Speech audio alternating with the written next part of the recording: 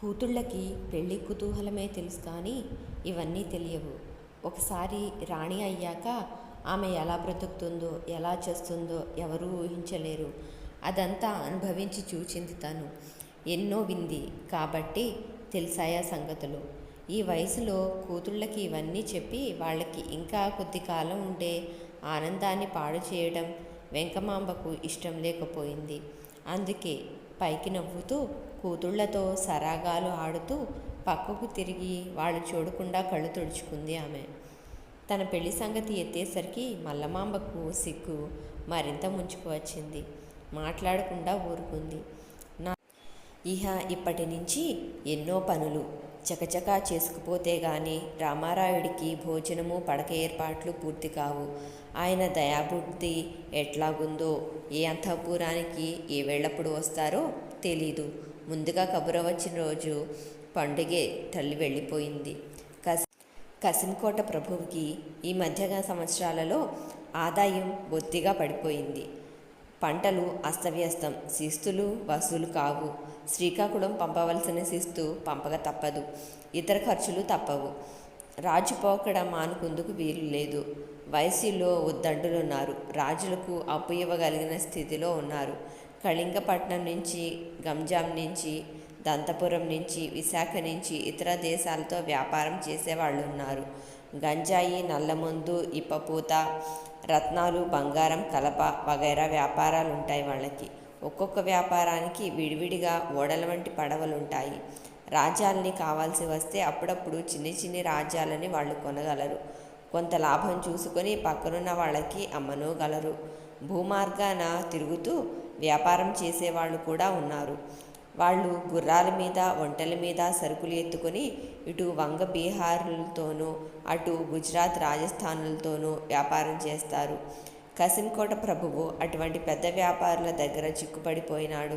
ఇది రెండో కంటికి తెలియకుండా కాపాడుకుంటున్నాడు. రామారాయుడు నిజాయితీ ఉన్న ప్రభువు, శాంతిని కాంక్షించేవాడు. ఆ బుద్ధులే మల్లమ్మదేవికి కూడా అంటాయి. యుద్ధం అంటే ఇష్టం ఉండదు. తన రాణితనంలో ఉన్న రాజ్యం ఇంకా విస్తృతం కావాలన్న కోరిక ఉండదు. ప్రశాంతమైన జీవితం మీద దృష్టి నిలుస్తుంది. రోజు గుర్రపు స్వారీ చేయాలి రాజబిడ్డలు. మల్లమ్మ చెల్లిని వంట పెట్టుకుని గుర్రపు స్వారీ చేయవచ్చింది. అడవిలోకి చాలా దూరం పోయారు. చీకటి పడింది కూడా. గుర్రాలకు విశ్రాంతి ఇవ్వటం కోసం క్రిందికి దిగారు. అక్క, ఈ అడవి పండువెన్నెలలో ఎంతో అందంగా ఉంది కదూ అని అక్క దగ్గరగా వచ్చింది జగ్గమాంబ. ఆ అందం చాటున అతి క్రూరమైన మృగాలు కూడా ఉంటాయి. అందానికి పరవశించి ఒళ్ళు మర్చిపోతే అవి మనల్ని భోం చేస్తాయి. పద పోదాం అంది మల్లమ్మ. చెల్లెలికి చిరుకోపం వచ్చింది. నువ్వు ఎప్పుడూ ఇంతే, కనిపించే దానిని వదిలేసి దాని వెనుక ఉన్న అర్థాలను వెతుకుతావు. నాకు ఇక్కడే కాసేపు ఉండాలని ఉంది అంటూ రాగం తీసింది జగ్గమాంబ. మల్లమ్మ ఒప్పుకోక తప్పలేదు. అక్క, ఏదైనా సంగతులు చెప్పు. ఏం చెప్పమంటావు? పెళ్ళి గురించి చెప్పు. ఏ పెళ్ళి? నా పెళ్ళి గురించా? నీ పెళ్ళి గురించా? ముందు నీది కానివ్వు తల్లి, చంపుకు తింటావు ప్రశ్నలతో అంటూ విసుక్కుంది జగ్గమాంబ. ఆ విసుగు, చిరుకోపము, ఉత్తుత్తి నటన. బావ భలే అందగాడని విన్నాను అంది మళ్ళీ తనే. అందం ఎందుకు? కొరుకు తింటామా? ఏమో, కొరుకు తింటావో గిల్లుకు తింటావో నాకేం తెలుసు.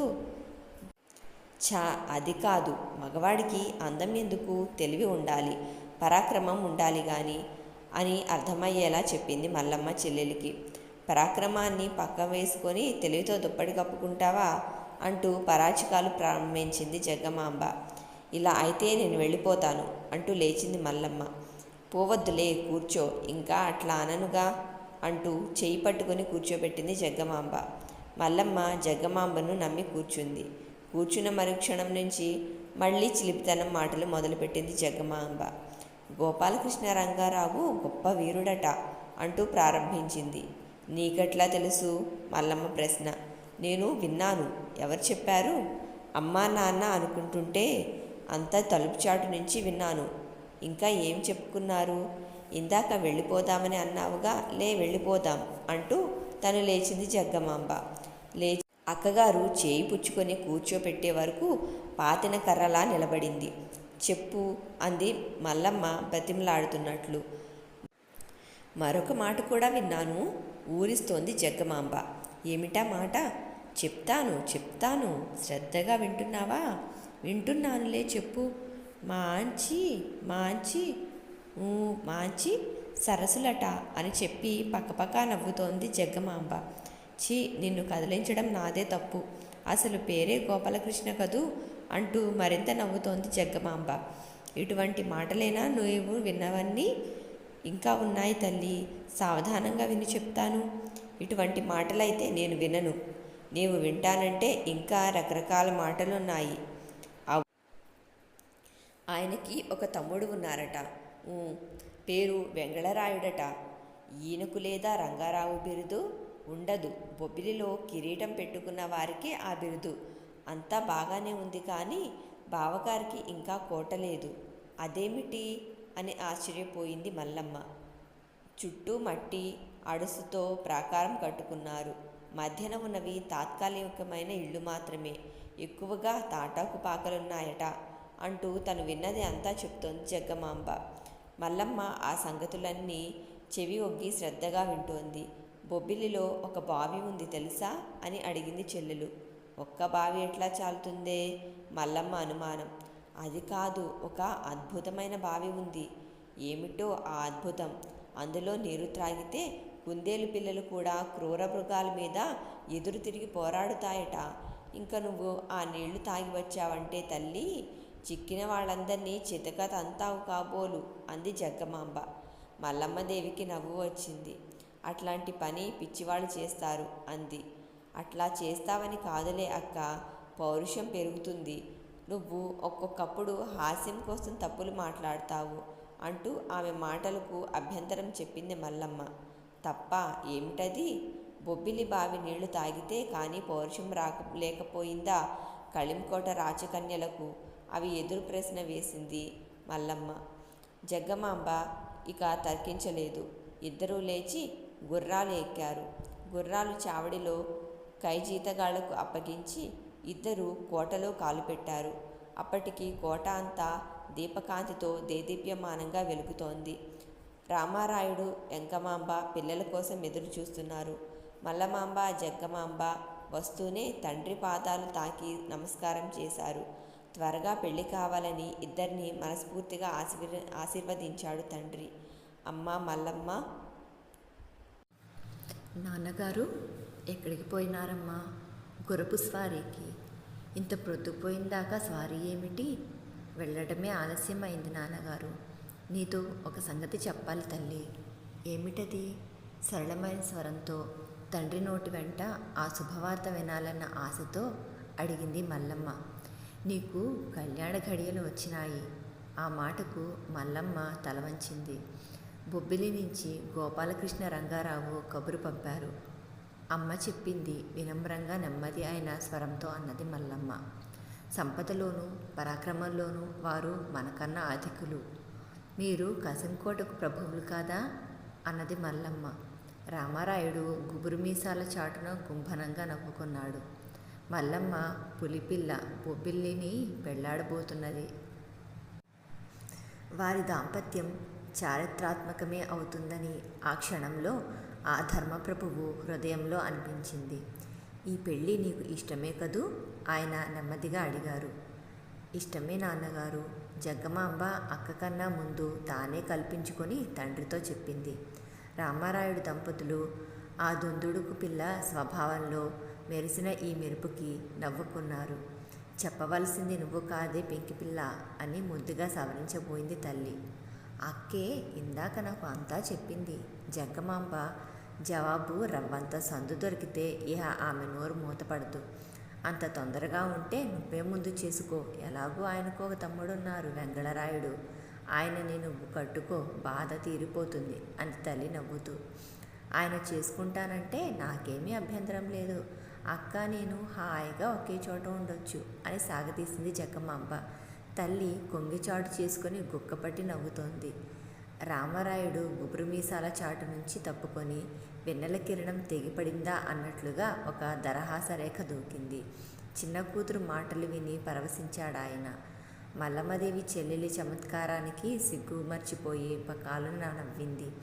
నువ్వు నోరు ముయ్యవే గడుగ్గాయి అని తల్లి అదిలించింది. అంతటితో జగ్గమాంబ నోరు మూతపడింది.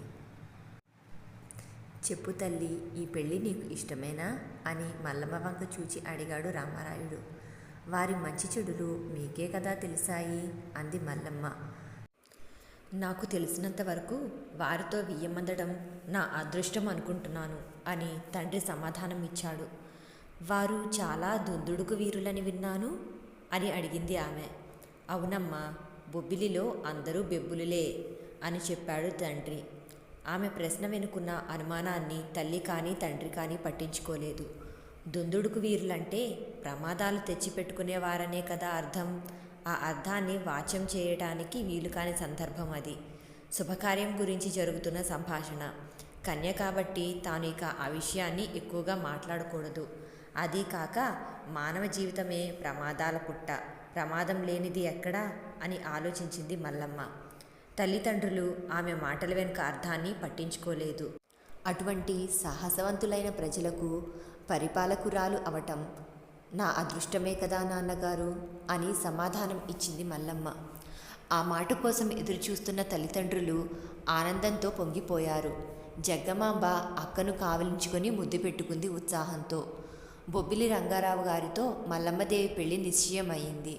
లగ్న నిశ్చయానికి దామెర్ల ధర్మారాయుడు, ఇనుగంటి నరసారాయుడు మహామంత్రి వచ్చారు. ధర్మారాయుడు గోపాలకృష్ణ రంగారావు గారికి వరుసకు మామ అవుతాడు. ఇనుగంటి నరసారాయుడు కత్తి పట్టడంలోనూ ఈట విసరడంలోనూ మొనగాడు. సేనాపతి మహామంత్రి. ఆ ఇద్దరూ వచ్చారు లగ్నం నిశ్చయం చేసుకుపోవటానికి. రామారాయుడు వారిని సాదరపూర్వకంగా ఆహ్వానించి తీసుకువచ్చి అంతరంగిక కార్యాలయంలో కూర్చోపెట్టారు. రాచమర్యాదలు జరిగినాయి. అన్నగారు, బొబ్బిలి వీరులతో వియ్యమందే అవకాశం రావటం నా అదృష్టం. ఆడ సంతానం కలిగినందుకు నా జీవితం ధన్యమైంది అనుకుంటున్నాను అన్నారు రామారాయుడు. అన్నయ్య గారు, మీకు ధర్మప్రభువు అనే పేరు సార్థకమైంది. బొబ్బిలి వీర కిశోరాలు కసింకోట ప్రభువుల ఇంటి ఆడపడుచుల్ని పెళ్లాడటం అపూర్వమైన సంఘటన ఏమీ కాదు. మనసంతా వెంకటగిరి నుంచి తరలివచ్చిన పద్మనాయక సంప్రదాయంలోని వాళ్లమేగా అన్నాడు ధర్మారాయుడు పాత చుట్టరికం తిరగవేస్తూ. బొబ్బిలి వారిని బంటుమానా అడగాలన్నా శ్రీకాకుళం రాజప్రతినిధులకు గుండె చాలదని ఎంతో కాలంగా వింటున్నాను. అది బొబ్బిలి కాదండి, పులిగడ్డ. వెలమవారి కీర్తి పతాకమే బొబ్బిలి అంటూ వర్ణించడం ప్రారంభించాడు రామారాయుడు.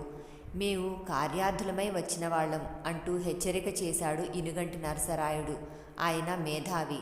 అంతటితో మాటలు ఆపి రాజగురువును రావాల్సిందిగా వార్త పంపారు రామారాయుడు. రాజగురువు వచ్చారు. ఆయన్ని పురోహితుడు కూడా. ఆయన గదిలో కాలు పెట్టగానే వెలమ ప్రభువులు లేచి నిలబడ్డారు. ఇందరూ వెలమదొరల్ని ఒక చోట చూడడం నుంచి ఈరోజు నాకు పండుగే అయింది. ఇటువంటి అపూర్వమైన కలయికల గురించి గురువుగారు చెప్తూ ఉండేవారు. ఎంతో ఆసక్తిగా వినేవాళ్ళం.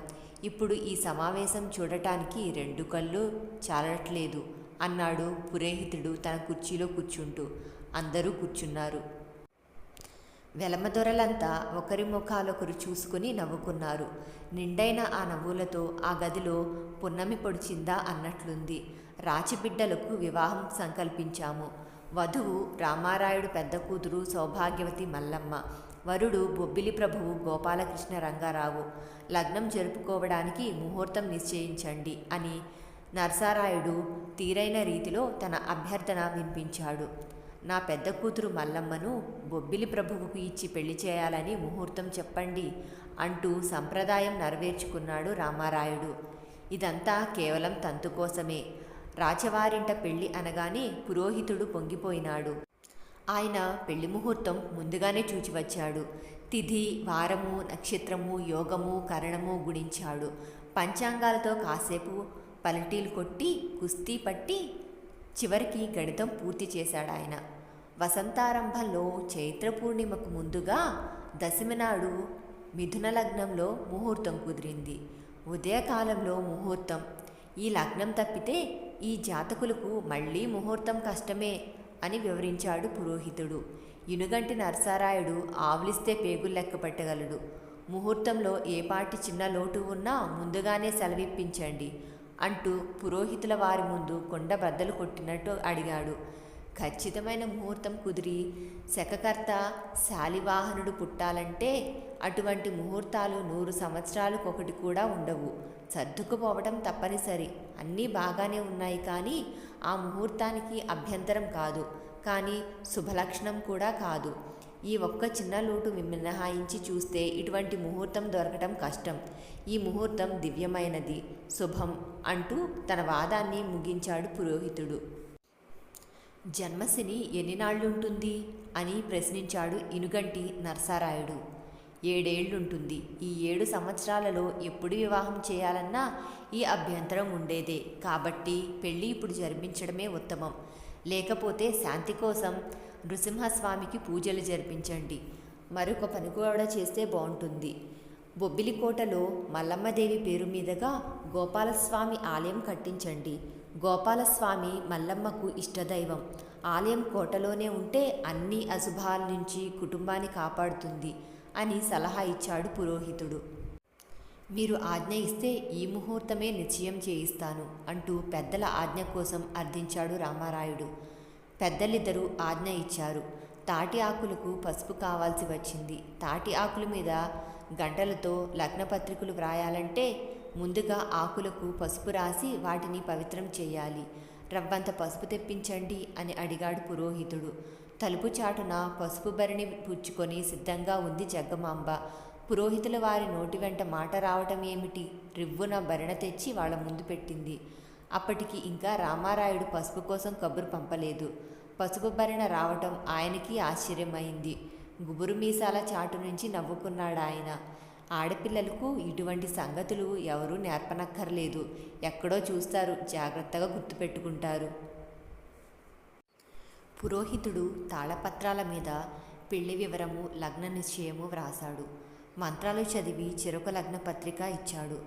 వాళ్ల చేత ప్రతిజ్ఞలు చేయిస్తూ లగ్నపత్రికలు మార్పించాడు. ధర్మారాయుడు లగ్నపత్రిక వ్రాసిన తాటాకును తలపాగాలో దాచాడు. రామారాయుడికి ఇచ్చిన లగ్నపత్రిక వెండిపళ్ళెంలో పెట్టుకొని అంతఃపురంలోకి తీసుకువచ్చారు పనివాళ్లు.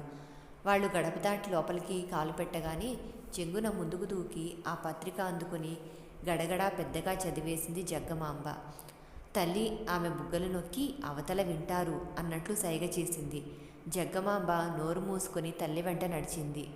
నరసరాయుడు, ధర్మారాయుడు ఇహ బొబ్బిలికి ప్రయాణం అయ్యారు. వారికి విందు ఏర్పాట్లు చేసే సందర్భం కాకపోయినందుకు ఎంతో నొచ్చుకున్నాడు రామారాయుడు. ఆ మాట 10 సార్లు అన్నాడు, 100 సార్లు అనుకున్నాడు. తమ్మయ్య గారు, మేము వచ్చిన పని పూర్తి అయింది. ఇహ మల్లమ్మను చూడటం ఒక్కటే మిగిలింది అన్నాడు ధర్మారాయుడు. రామారాయుడు అన్నలిద్దరినీ వెంట పెట్టుకుని లోపలి గదుల్లోకి వచ్చాడు.